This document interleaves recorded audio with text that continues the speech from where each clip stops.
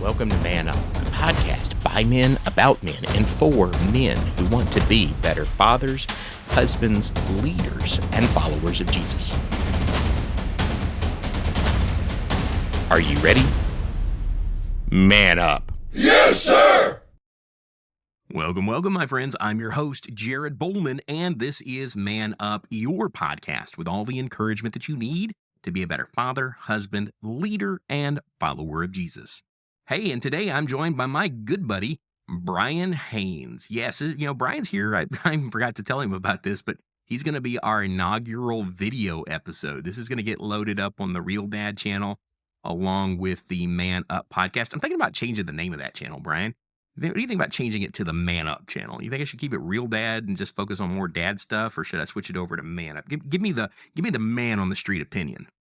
All right. So I like Man Up because, it applies to all men, has characteristics we got. Of course, dads are men. So I do like that. Yeah, but kind of a prerequisite for being a dad there. Yeah. Yeah. Well, some people might disagree today, but you're absolutely right. Yeah. All right. So Brian is firmly in the undecided camp. That's typically my opinion. Lick the finger, see which way the wind's blowing. Exactly right. How you doing today, buddy? I'm just fantastic. Hey, so I wanted to chat with you about some things, and I don't know how long this episode is going to go, but there's just been kind of a deluge of news lately about, and it's all been in the celebrity arena, about people being exposed for their character. Logan Paul and the whole crypto zoo thing, where he basically has come out with this apology now that really wasn't much of an apology. It seems like he probably knew that it was a scam. I mean, people lost a lot of money over that. You've got Andrew Tate and what went on with he and his brother, their extended jail sentence over in was it Prague that they're in, and the just finding out that all of the be a man's man kind of thing was all, seems like it might have just been a cover for some human trafficking that they were doing, and that they were really not good people, or even reaching as far back as, what was it, the Sam Bankman-Fried and the whole FTX scandal at the end of last year. It seems like maybe we ought to stop and talk about character a little bit. So I wanted to visit with you because, this is something you and I talk about a lot. And when I say character and we think about those kinds of scandals, this is just kind of the tip of the iceberg, isn't it? We have a lot of reasons to think that might be the case. People are becoming more self-focused and self-centered. That's gonna dissolve character for sure. People are less willing to put themselves through difficult circumstances. They want things easier. We have a technology now that allows things to be easier. We have medicine that allows you not to have to suffer. We have tools that make things so that we don't have to bear burdens or go through difficulties. And these are things that build character. So we have less and less opportunities in some ways to build character. But on the other side of that, maybe I'll take my famous, let me have no good opinion on this, and say some of this could just be the idea that we're just more aware. Yeah. There's always been a deficit of character, especially in people that arrive in prominent positions in the world, whether it's politics, society, whatever it is. There's always been a tremendous deficit of character. And you almost think it's a connection to the old saying, power corrupts, and absolute power corrupts absolutely. That there just seems to be a sense that the more important people become, at least in their own eyes, the more their character is drained away. And as I said, it's all throughout history. You can walk back to the kings of Israel and say, hey, look at these guys, David or Solomon becomes the most powerful man and his character vanishes. Or you look at the Roman emperors, or, the kings of England, whoever it is, the better off things are, and throughout history, it might just be the case we're more aware of it now. Well, and it could be, as you said, that we're becoming more knowledgeable. The more media that we have access to, the more real-time data that we have. And some of that is obviously skewed. Just that all of the man up kind of bravado isn't going to serve you if you don't have the ideal of having character. I think about, Solomon said in Proverbs 11:3 that the integrity of the upright guides them, but the unfaithful are destroyed by their duplicity. And that's a thought that maybe we ought to stop and think about a little bit. As we're enlarging the borders of our personal kingdom, we're out there trying to make our family better provide for our family. We're trying to get out there and make a success of ourselves. We tell our kids, hey, do the best at everything you've got to do, compete to win. If you don't teach those lessons of character along the way, it doesn't matter how successful I am or how as a podcaster or a YouTube host or an evangelist or how charismatic I am in those roles or how many people like me and follow me and listen to my words, that if I haven't built that with integrity, then I'm really not building anything of value, according to what Solomon said there. And you think about what he would say a little bit later in say Proverbs 22:1, that a good name is more desirable than great riches, or to be esteemed is better than silver or gold. And that's obviously to be esteemed for having good characters, not just kind of the YouTube fame or the influencer fame. There's a lot of people that have esteem today that I don't think that that's who Solomon had in mind. But what's interesting about those words is you mentioned that the power that he had was corrupting to him. It may be the guy who was the most corrupted by power that actually wrote those things. So how do we balance that scale? For one thing, that's actually a very interesting observation about the characteristic of Solomon actually being the author of statements like this. And here's a man who was corrupt, who was corrupted, and we have a very specific conversation about his corruption. Mhm. One thing about the dissolution of character, and really we're talking about two different stories here. We're talking about, first of all, the story of people that never had character. They never built it. They never Right. established it. And so we're not, we shouldn't be shocked, but we still are, because we look for the best in people, I think. I Yeah. think there's And always a we particularly want characteristic. to we particularly want to see nobility in our leaders and our Yes.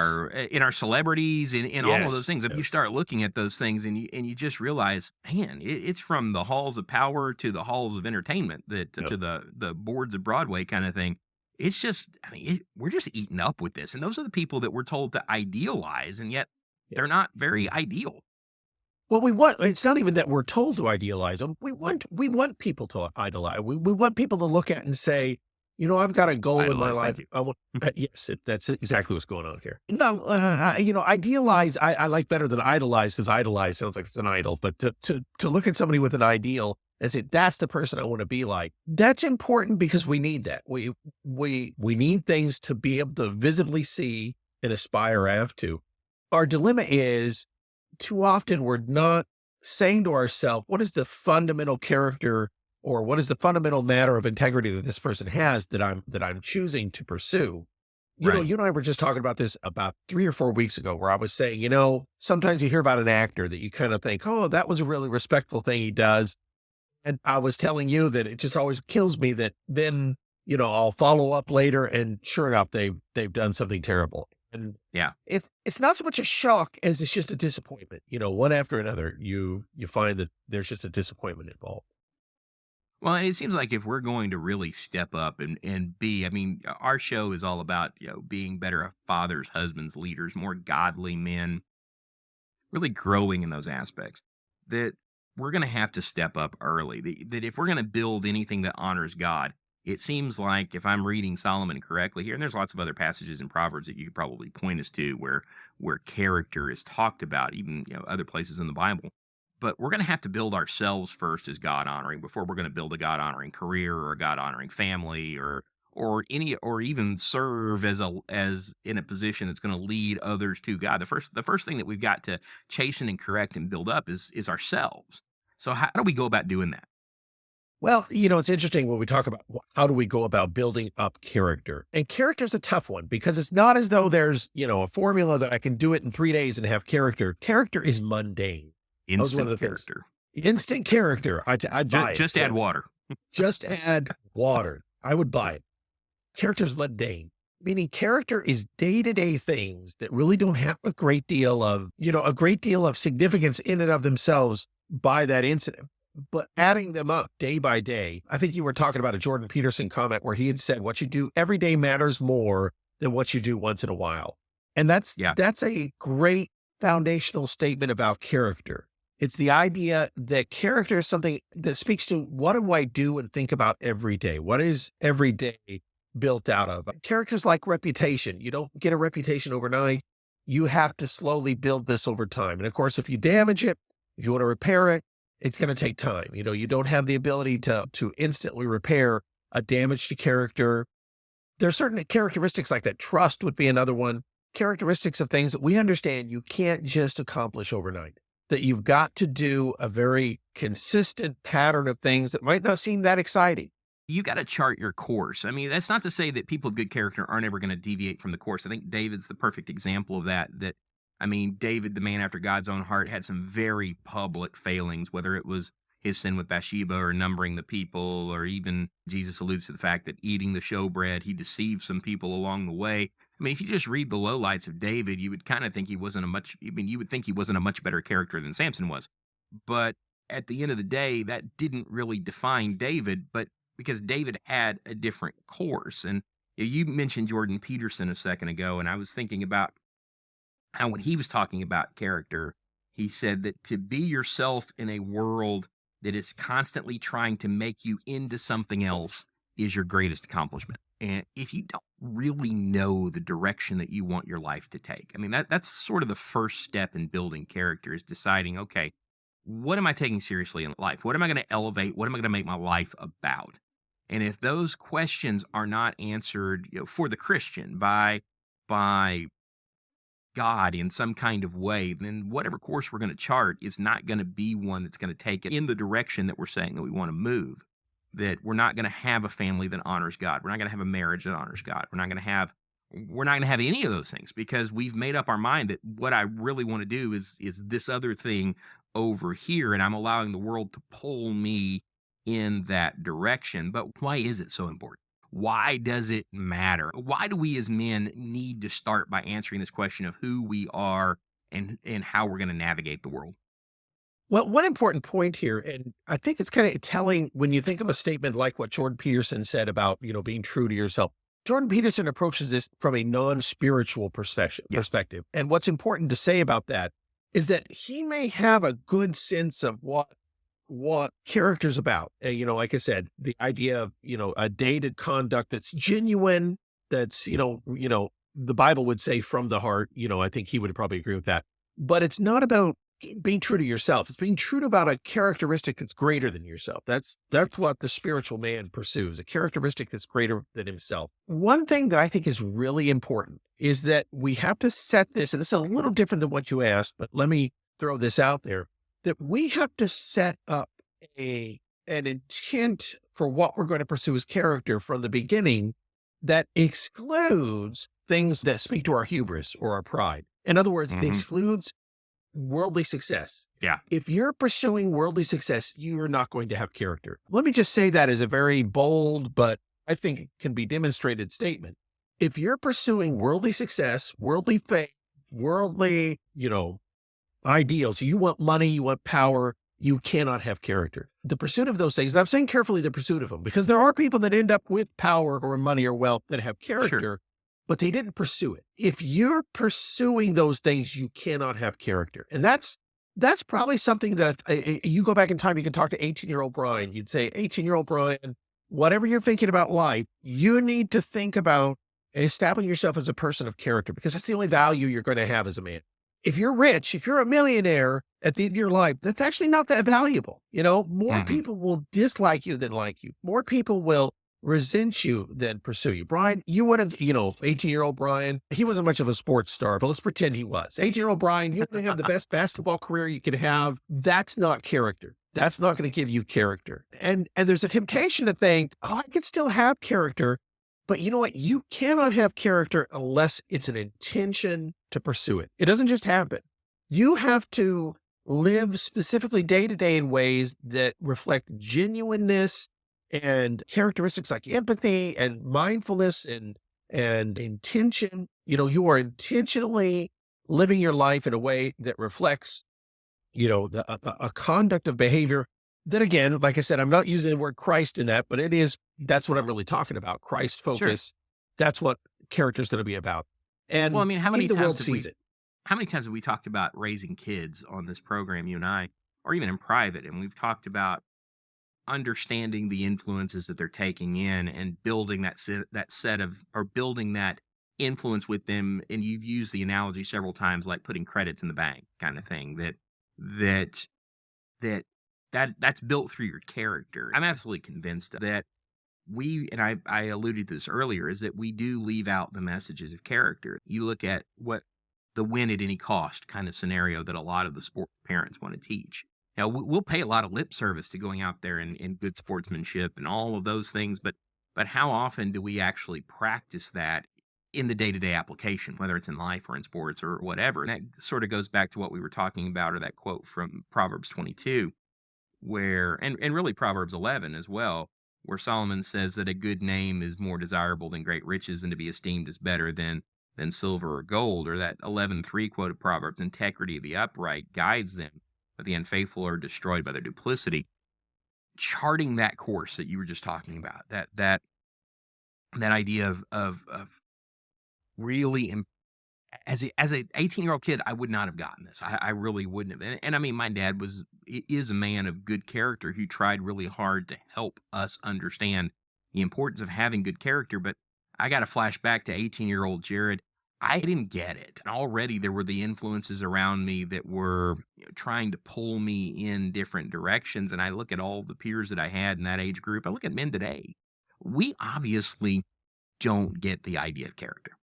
That explains Sam Bankman-Fried. He wasn't necessarily put on this pedestal because he was the most upright man. He was put on that pedestal because he made a lot of people a lot of money, or at least they thought he was making them a lot of money. Andrew Tate, who's idolized by so many people. You got to control your destiny, kind of, you got to control your woman kind of thing, which is not really manning up. That's just silly. That, you're supposed to live in harmony with your spouse, not control. But the whole idea, and then we see that he's this terrible person, and it shouldn't really shock us that he's a terrible person. There's a loud voice out there. It's writing on our kids. It's writing on their hearts. It's writing on their minds. We've got to communicate early by our own actions and by our lessons that, hey, this is something that you got to take seriously. This is about building a good name, because it's at some point in your life, your name may be all that you have. You know what's interesting about Solomon being the one that says this, and this is where building character, the tough thing is you're going to have to take someone else's word for it. That in other words, when Solomon says something like a good name is better than being rich, most of us haven't been rich. So we're going to say, well, I'd like to find out if that's true. But the point is you only get to pick one. You don't get to have both. That's that's the nature of the pursuit of integrity and character. You can't have both.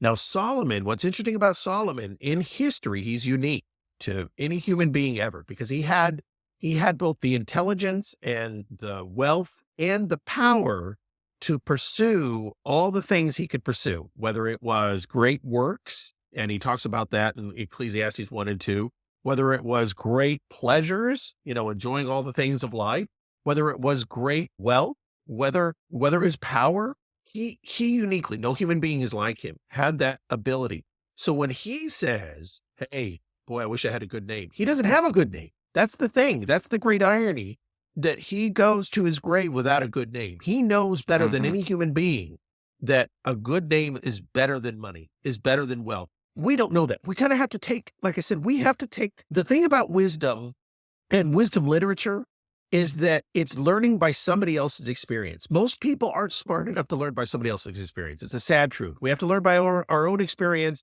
And then when we learn it, we're like, boy, I wish I'd known that before. It doesn't matter. In fact, I saw a poll the other day where somebody says, hey, if you could go back in time with everything you know now, would you do it? Everyone's like, yeah. And I thought, it's kind of ironic. Even if you did, you'd probably still make the choices you make, because life isn't about, oh, I have to experience something in order to know it. True integrity is about, maybe I can learn this from somebody else. Maybe their experience can guide me in the choices that I make. And isn't it just too bad that most people don't see it that way? Most people are going to have to learn by their own experience. And a lot of them aren't even going to learn by their own experience. A lot of them aren't even going to see that their mistakes and what brought them to where they are and make a decision to say, I'm going to change. Well, think about Ben Franklin. I mean, it's not really a character quote, but what did he say about experience? It's a dear school, but only a fool learns from no other. That the whole idea that I've got to go out and experience everything in life is really sort of the mark of a fool. It's I mean, it is foolishness epitomized. That you're not, if all of your education comes from your falling down, it's kind of the school of hard knocks. you're not going to be very attractive and you're going to have damaged yourself significantly along the way. And I think that's one of the reasons why, when you apply this to areas of our life where we're sort of bringing this back to men specifically, you look at the dating relationships. There's been a sort of been a double standard. I don't want to be out there and touting the party line of, or not party line, but touting the feminist line of men bad, women good. But there has been a double standard there. I mean, even back in high school, that was one of the things that I was attacked for, was that I didn't have, any sexual experience in high school, that I didn't have any basis for that kind of knowledge. And I remember the guys, that was a big claim to fame. Yeah, you put that shoe on the other foot and you talk about women that way. Well, she's something else. And you have this double standard that shows us that we need to be a little more refined than that. That you don't want the reputation of a guy that goes out there and sleeps around, because it's not going to serve you later when you're trying to bring up your children, or you're trying to convince a woman that you're a good man to settle down with, because you're going to have that reputation. And I think what we're beginning to see is that women have changed their mindset on that. That's one of the reasons why you have this desire to look for high value men, that women are not ashamed anymore of sexual activity and sleeping around. And it's all come from this double standard of character and this character drift. And this is something we need to realize. We need to protect ourselves from. We need to protect our young men from, because maybe this, more than anything, speaks to their character in a way that is hard to recuperate. Yeah, and it's interesting because one of the characteristics about character, let's talk about character and use the word integrity to describe it. Let's think of All integrity right. like a building. So if I don't set a foundation, let's say my life is going to be a building that I'm adding stories to, first story, my first 20 years, second story, my next 20 years.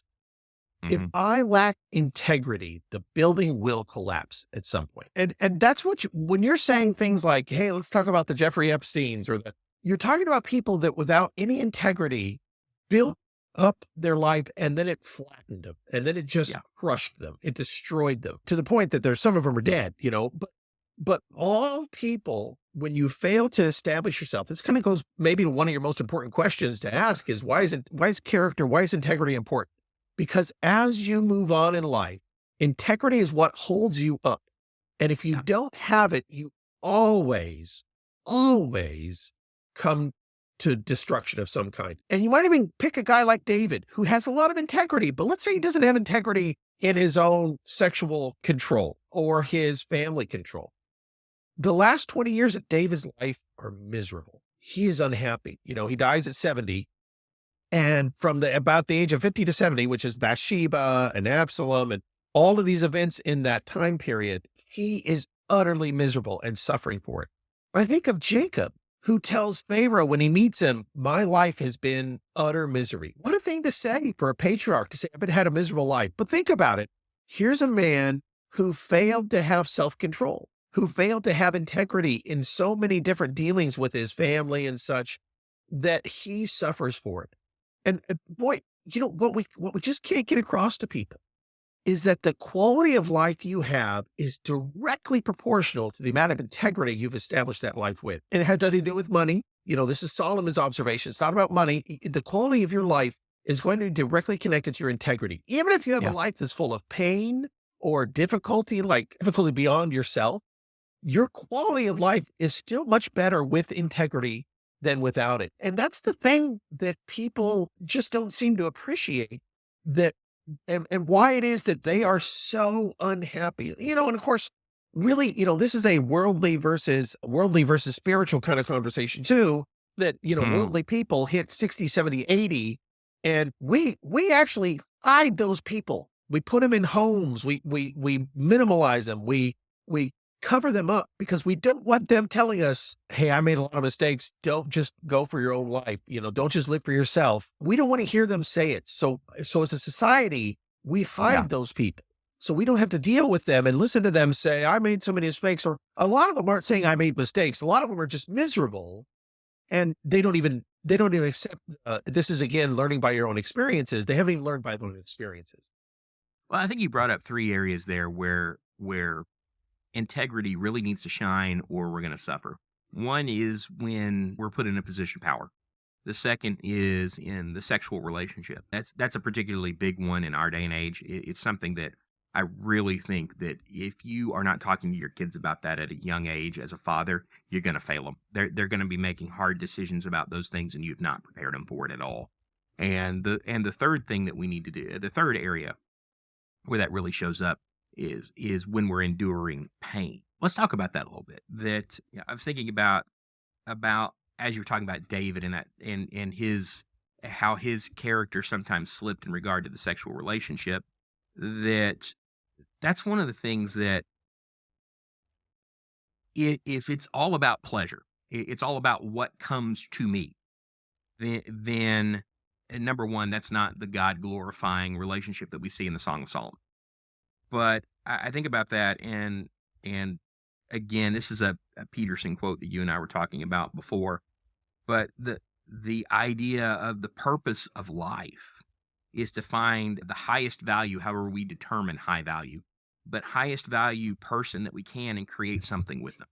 I mean, that's really what the sexual relationship is supposed to be about. It's the foundation for the family. It's Yeah. foundation for marriage. It's foundation for children, unless you're like me and my wife and you got to adopt yours. But in that case, the bank account is the foundation for children and the legal system. But when you stop and you think about that, or you think about in times when you have power and how it is that people who are really interested in truth, they're not particularly interested in power. That they're not, people that really value truth don't usually want to claim power for themselves, and that's why you see that absence of character. I mean, how many we just had the House of Representatives change. I know some of our listeners are from India and the UK.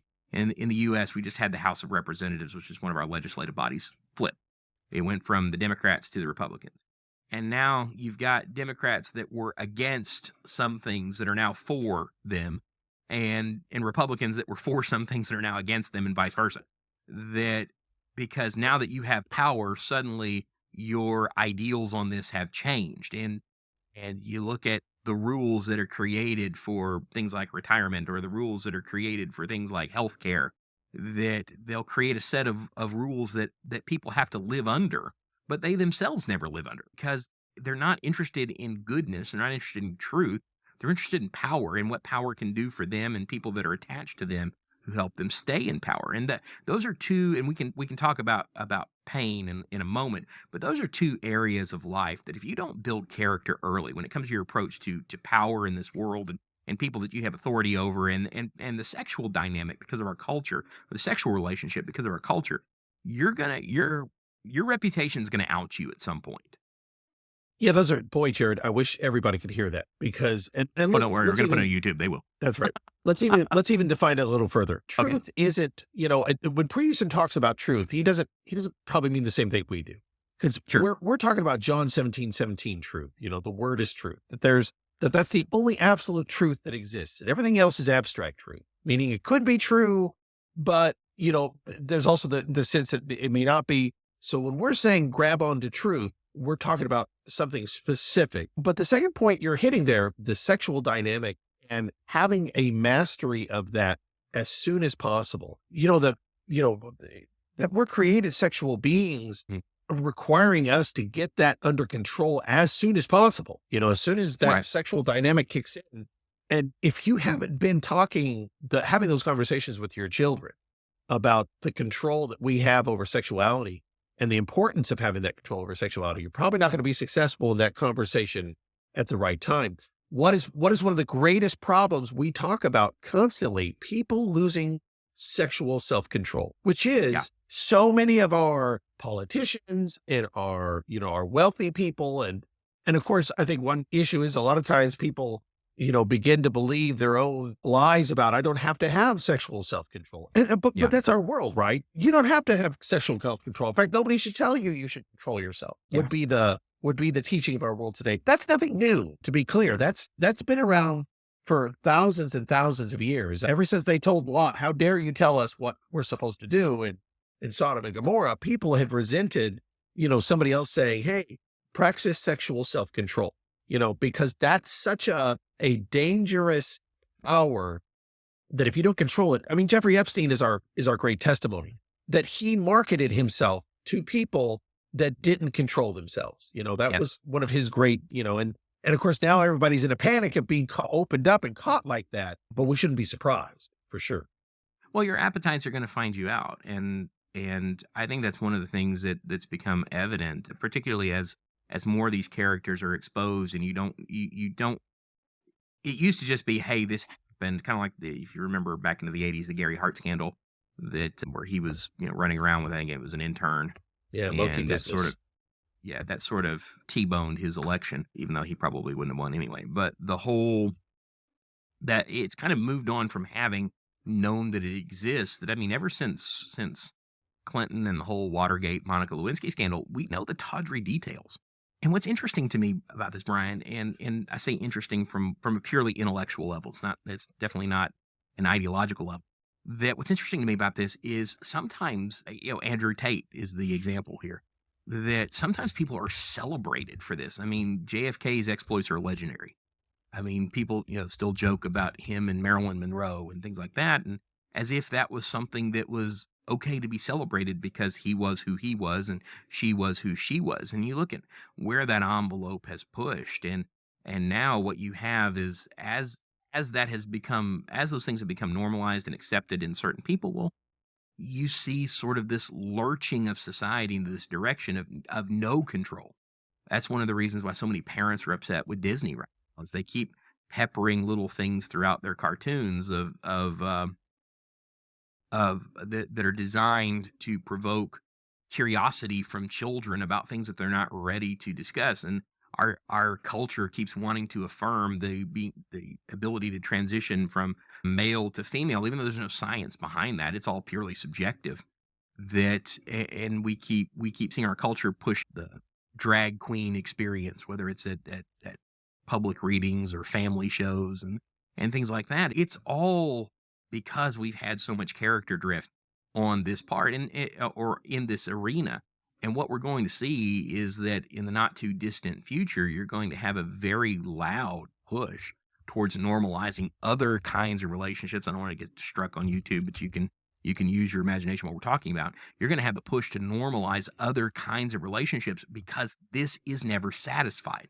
Character gives us satisfaction. I can be satisfied with the wife of my youth kind of thing, as it's mentioned several times in scripture, that she can satisfy me if I have character. But if it's all about experience and lack of self-control, then you're never going to be satisfied, because the next experience is, well, that's going to become mundane before too long.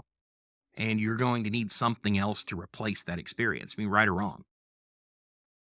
Yeah, it really is the case that, the once you tried, we can even apply this to a sexual point, something, advice I give to every young person I know, that one of the great dangers of being sexually active is once you've dabbled, it's so much more difficult to remain chaste, to return to chastity. And I don't say it's impossible.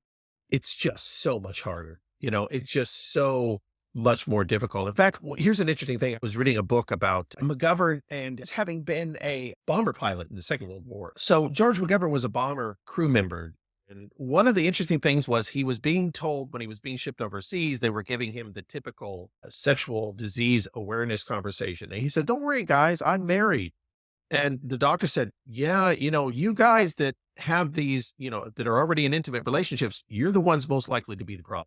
Not the single guys that abstain, because they're a lot more likely to be able to keep themselves under control. And all this being said, it just speaks to that idea that once you cross that line, it is so, particularly with sexual issues, it's so much more difficult to go back. Well, It's and I think that's just, why pornography is such an issue. I mean, yes, we've yes. done. I mean, I'm going to get you on an episode with BJ Sipe. We're going to talk about pornography because I haven't done one in a while. But there's just so much that's come out about pornography in the last couple of years, about how it doesn't just change your habit; it actually rewires your brain. It is an addiction. It's not just. I mean, people feel a sense of withdrawal. And you can't go back to, at least you can't very easily go back to a normalized sexual relationship once you have opened the door to these other things in your mind. And that leads to all kinds of experimentation, and it leads to all kinds of other problems. And I've known guys that have, basically, treated their wives like dirt because of that particular addiction. And that is, I mean, when character is at the root of your relationship with your wife, then you're satisfied with her. You don't need to go looking for something else. It's not until you open the door, whether it's before you're married or after, it's not until you open that door that you begin to seek out something else. And that, as you said, it's a hard door to close. I mean, Yeah. it's hard to Yeah. close that door. And I've known guys who have spent their whole life and they will still tell you, I am recovering from this. Haven't looked at, they'll tell you, I haven't looked at pornography in 20 years, but I'm still recovering from it because I can feel it gnawing at the back of my brain. I hear people talk about cigarettes the same way. 20 years, quit smoking 20 years ago. Yeah. And I still, just at certain times of day, I still feel the need to go light up. It's so weird. Pornography is the same way. They Right. will affect you in that. And again, that's why you got to talk to the young guys about it, because they are getting this all the time from their peers, from the television, from video games. I was absolutely surprised at some of what's in video games today. If you think, I say this all the time, but if you think video games are Mario platforming across open pits and going down the old sewer pipe type thing, you are sadly mistaken. You need to get the video games out of your kids' room. You need to get them somewhere where you can see them, and you need to make some judgments as a man as to what kind of media and content your kid needs to consume, because some of it is borderline pornographic. And that's the reality. We talked about power and we talked about the sexual relationship, but I want to talk about character in times of pain, in seasons of distress. A couple of things that I was thinking of, and again, these are some quotes you and I have talked about before. One of them, this is another Peterson quote, but it says, the mark of an individual who has strong character is their ability to distance themselves from their subjective experience. Basically, I'm not going to reason the rightness out of the world by the way it affects me. And he goes on to say, when the experience becomes destructive, and to stand outside of it, so to speak, and to understand it and to regulate it. So as things are happening to me, I can stand outside of them and decide how I'm going to control myself in that situation, rather than just being in the mode of response all the time. And another is, it's not about what you want, it's about what you're willing to endure. And that's not only kind of a Peterson thing, but that I'm a big fan of Randy Pausch. Are you willing to be disciplined to attain what you're wanting to attain? Now, discipline is not necessarily a mark of character, but it can certainly be character building. How does our character speak? How do we need to shape our character in those times? What lessons you got for us? Yeah, a couple of things kind of come to my mind. First of all, we're all going to face difficult times. And so what we're kind of saying is the idea that character, if it is established, will dictate how we move through that. That's kind of an oversimplification, but we're all going to face tough times. I always think of Ecclesiastes, the last chapter there, where he talks about the dark days coming. You're to remember your creator in the days of your youth before dark days come. What he's kind of saying is, hey, get your character set up beforehand, because when the dark days come, when life ceases to be, as John Mellencamp's song goes, life goes on long after the thrill of living is gone. That's Yeah. kind of what Solomon's saying, that you need to be ready, that it isn't always going to be easy. You establish your character ahead of time, and that draws you through those times. That brings you through those difficult moments. That's the thing that you've got to set up ahead of time. We could say the same thing like faith. We could say, if you wait until you're challenged to have faith, if you wait for having the challenge of faith to build your faith, it's too late and you won't make it. And such it is with character. If you wait to the experience, it's too late. Yeah. So the second thing, let's kind of go the other thing in direction, and let's kind of go back to that quote you gave, that the mark of an individual with strong character is the ability to distance themselves from subjective experience. Now, we live in a society that loves to take the subjective experience and say that's true. In fact, I have my truth. That's it. Yeah, I was going to say, we use the term, it's my truth. I have this experience. This is my truth. And the dilemma is, when you base character off that, you almost always have, number one, a very selfish sense of character, that it's all about you. and it Hmm. defines truth around you. So it's not going to help anybody else. And number two, it's going to leave you in a deficit in those areas of life that you haven't experienced. You're just not going to be able to deal with it.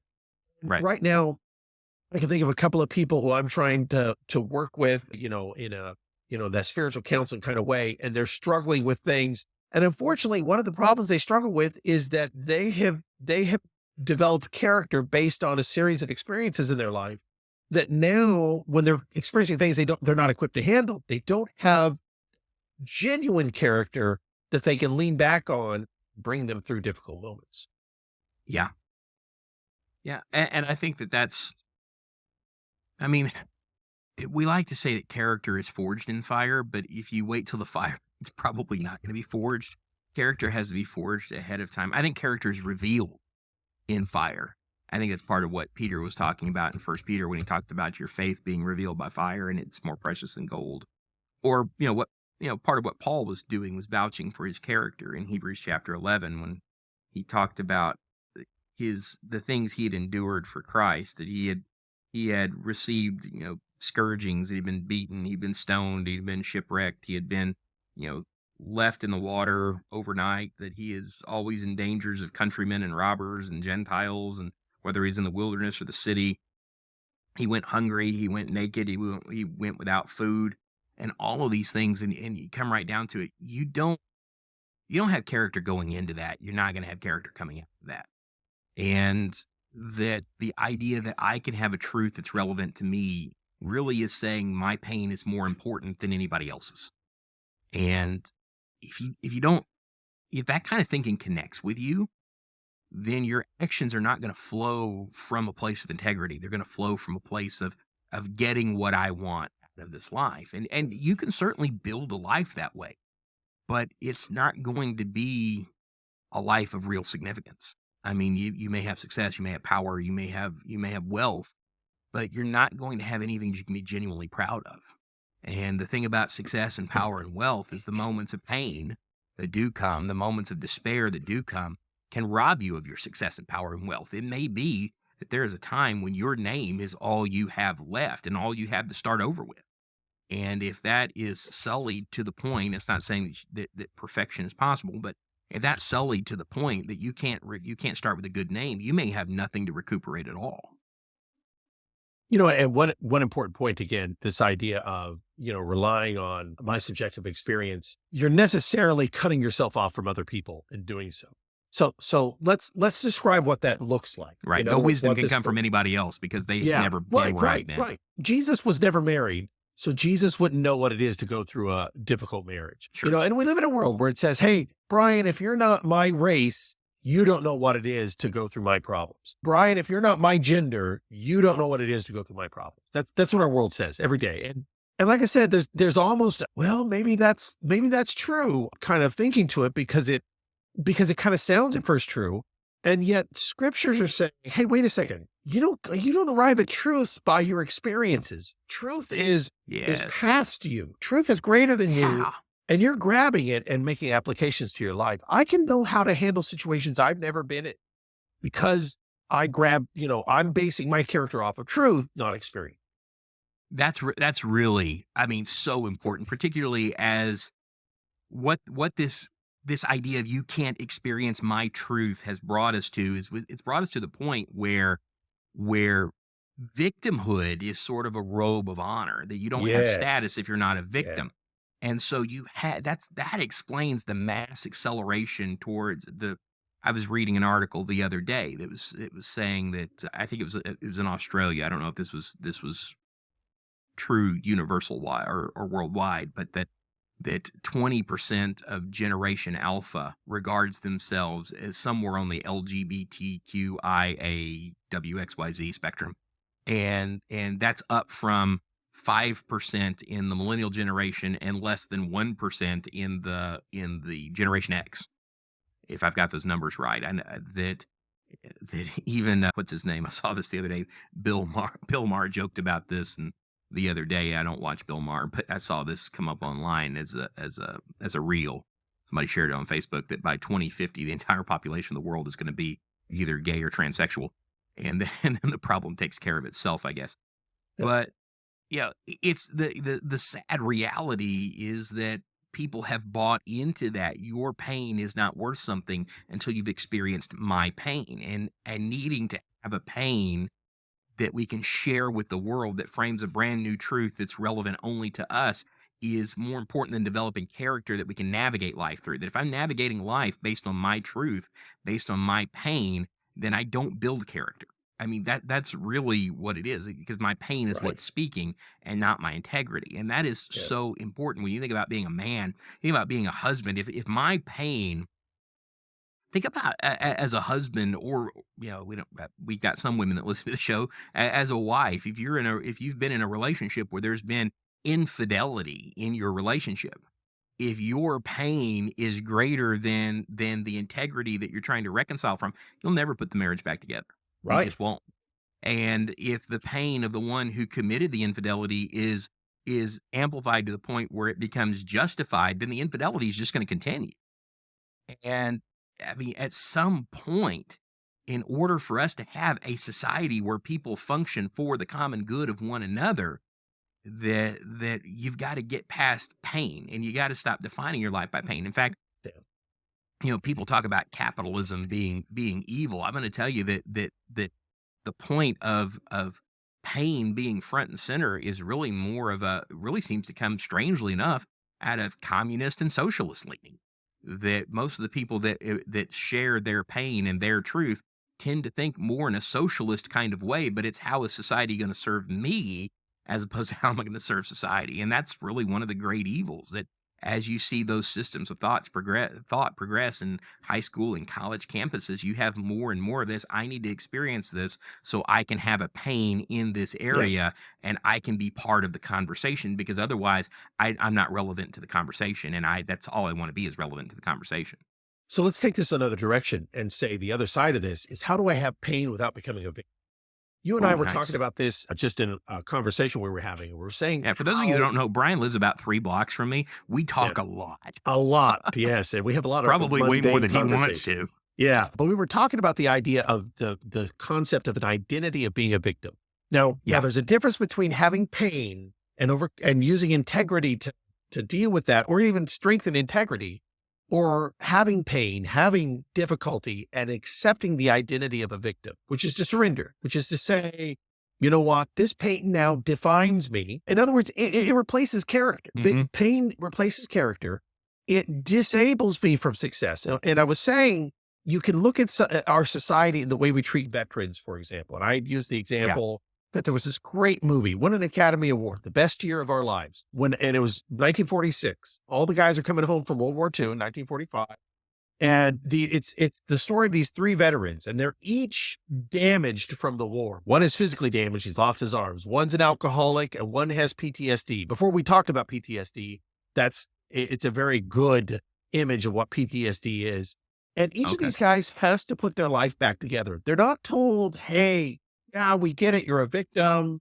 Bad things have happened. So we're not going to, you don't have to develop character. All three of them have to figure out a way to move forward in their life. And character is the way we do that. But Yeah. today we live in a society that wants to tell people, no, don't worry about it. You're a victim. Your status is such that you don't need to overcome, whether it's a victim of, something has happened in your life where you're, truly victimized, or you're a victim of your identity. That's the one that is the big one, where we push people to say, hey, you're a victim because of your race, your, whatever you want to fill in there, all these different things that we want to characterize people by and make them your identity.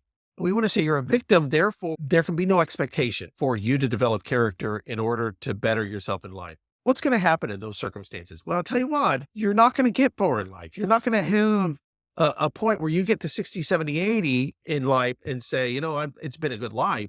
It's Yeah. absolutely not going to be the case. If you're a Well, think about victim, the you're not going to have a lack good of life. integrity that you have to have in order to say, "Hey, the rest of the world owes me something because I have been victimized," and it's your own internal monologue that's made you a victim. And I mean, Right. So much do we see that now, that if you don't agree with me, then you hate me, you are victimizing me. I'm not making you a victim because I don't know your pronouns and I'm not going to use them even if I don't know them. I'm not victimizing you. I'm just not participating in that. And so much of that filters into the religious conversation. I'm not saying that you shouldn't that we shouldn't have compassion and care and concern for people who self-identifies that way. But I can't change the message of the Bible to suit them because teaching what's true somehow victimizes them. And there's places in the world right now that if I were to say that out loud, I mean Canada is actually one of them, I think, that it's going to cause a significant problem for me, even if the motivation that I'm doing it from and always would be a deep concern for their soul. That this whole idea of I'm somehow victimizing you by not experiencing your truth or letting you say your truth is really a way of holding a conversation hostage, and it's turning your implied pain into power. It holds truth hostage, frankly. It says that Mhm. there is no such thing as truth, and therefore I refuse to allow truth to be brought to the table. Yeah. I'm not even going to debate it. I'm not even going to accept that it's possible. And that's what these ideas do, is that they refuse to allow truth, which in turn denies the ability to establish character. You cannot have character and be a victim. You cannot have character and, embrace the idea that there is somehow or other truth that's not, that's personal. You Yeah. cannot have character in those circumstances. All right. I know you got about 15 minutes before you got to leave, so let's bring the shuttle down for a landing. I guess space shuttles don't land anymore. Not I think the next anymore. vehicle is gonna splash down Splash like down like come down like Elon Musk's rocket and and explode. land on a platform. Well, hopefully not. I think they got the bugs worked out of that. But Hope so. but but let's bring this home. So you're a young Christian man today. You're looking at the world. You're thinking about the mark you want to make on it. You're thinking about the young lady you want to marry. You know that there's a whole lot of bad information out there. There's the whole Sigma male movement, which is basically do unto others as they would do unto you kind of thing. There's the red pill movement, which is basically causing, even though I understand where it comes from, it's causing a lot of schism between men and women. There's the victim movement. There's all kinds of things that are vying for your attention as the way you're going to live your life. How do you go forward? Well, the truths about how we approach these things have been around a long time. Ideas like you're acknowledging that there's something greater than yourself. And like I said, generalizing spiritual ideas, but you're accepting the idea that truth exists, that it's Right. not you. You're not truth. And just because you think a way isn't truth, you have to actually find truth and live by it. Number two, you cannot have a successful life if you're trying to get rich or be the best of, your sport, whatever it is. You can only have a good life, which we've defined the need for character as what gives you a good life. You can only have a good life if you Mhm. accept day to day pursuit of righteous and truthful and, the truth as a day to day thing. That's the only way you're going to have it. Right. If being rich, being powerful, if these are your goals, you will never come to character. Right. What about let's talk about the marriage relationship and sexual relationship. What do we need to watch out for there? What do guys need to do to sort of man up when it comes to Don't that? believe the lie that chastity is something to be embarrassed about. But that's tough, right? You mentioned it earlier, the high school kid, the high school boy that is virtuous, the high school girl that's virtuous. That's, those are things that the world mocks. The world mocks it right up till it explodes itself. The world Yeah. makes fun of it right up until it douses itself with gasoline and sets itself on fire. Well, and think about the stuff that's come out of that. I mean, the whole abortion movement. I mean, Yeah. I Yeah. I realize that started by people that were trying to promote genocide in the Black Racial America. genocide. Yeah, Yeah. racial genocide, and as deplorable as that is, it somehow is swept under the rug. I don't know how that gets so well hidden. It's hidden in plain sight. You don't have to go very far to find it. Yeah. Yeah. But the explosion of the abortion movement in this country and I see college girls walking around with signs on sometimes even around Portland that say things like no sex for him until there's choice for me. And you know what? Just no Right. sex until you're in a God honoring marriage. Yeah, no sex. That's a great thing. It's something that ought to be celebrated. I'd love to see guys comment on that. Were you sort of ridiculed in high school? Or maybe you were the one doing the ridiculing. Were you ridiculed in high school because you were more chaste than your peers? I mean, is that something that you were made fun of? I know I was, but it's, water under the bridge. I've got a great marriage and a wonderful woman that I wouldn't trade for anything in the world now. But I know that's something I was ridiculed for, but I'd love to hear some experiences that you've had with that. Maybe it's something we can do some more episodes on. But Yeah. And it's important to understand when I look back and I think about my experiences like that and the people that would, that would mock about that, none of them are in happy marriages. They're usually on third or fourth or, they have a lot of bad circumstances, so no regrets at all, for that very minor, again, the world is not the brightest thing to listen to. And boy, yeah, I want every young man and young woman to know that your chastity, your virtue is just this yeah. wonderful thing. That's going to be such a treasure to your relationship And I know and that treasured sounds by God. stupid, guys. I know it sounds like, oh, yeah, right. Trust me. I don't know a single person who went down the road of sexual immorality who doesn't have some regret that they Yes. have to deal with later, Right. particularly things like pornography that open up doors to other things. We're not even just talking about premarital sex, but things like pornography that open the doors to so many other behaviors and so many other proclivities that are dangerous. I've been a minister for coming up on 25 years.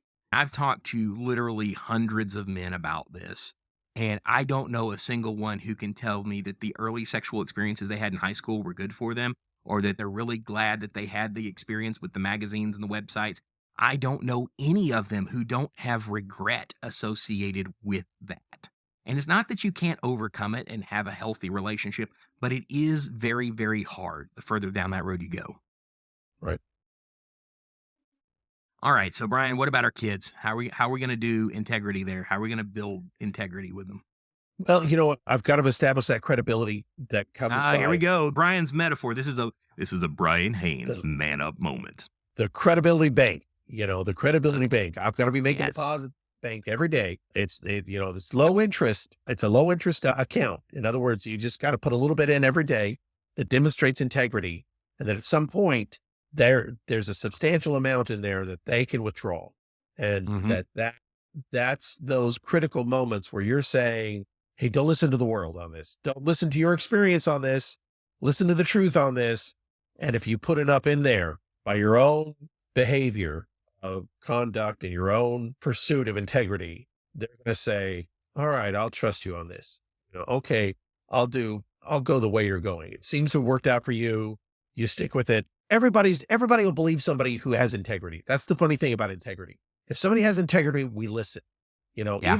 Even if it's somebody I like or agree with, if they have integrity, I'll listen. And Yeah. that's a I may disagree universal. with them, but I'll listen. Exactly right. Exactly right. All right, Brian, I know you got to go, but you got a new YouTube project. So tell us a little bit about it. I'm going to use my clout, with my podcast and my YouTube channel. I'm going to get Brian tens of listeners, or maybe Tens just of 10, listeners. Yes.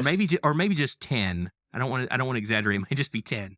Might Well, not so even be that. But I have a tell couple tell of, me about your new project. yeah, a couple of projects that I go on. Of course, I participate, and let's just say I participate. They're not my projects, but I participate Yeah, but one is kind answering of your religious baby, error. isn't it? Well, Truth Factors, I've been with Truth Factor for a long time. And at the beginning of COVID, we shut it down to kind of focus on our own works. And then we just recently brought back Truth Factor. So Truth Factor Thursday morning, answering religious error Wednesday mornings. And as I said, I'll be careful to say they're not my babies as much as they're things I get the honor of participating in. Kind of like here today, the honor of being a participant. Well, Truth Factor was the one I was thinking of. That's actually a YouTube presence, isn't it? Yes, it is. Yes, it is. Yeah. Okay. So we do So have a give it. So podcast version, but is it all right, YouTube? I'll link to the podcast and the YouTube channel here in the notes when I get this up.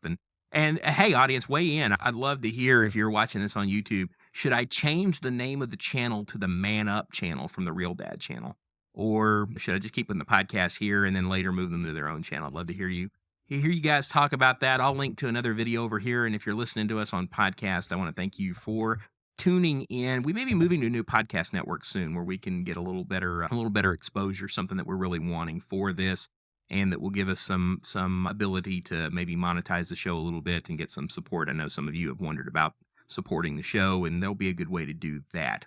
But until we talk again, we want to thank Brian for being here. But from all of us here at Man Up, have a good day. God bless and man up.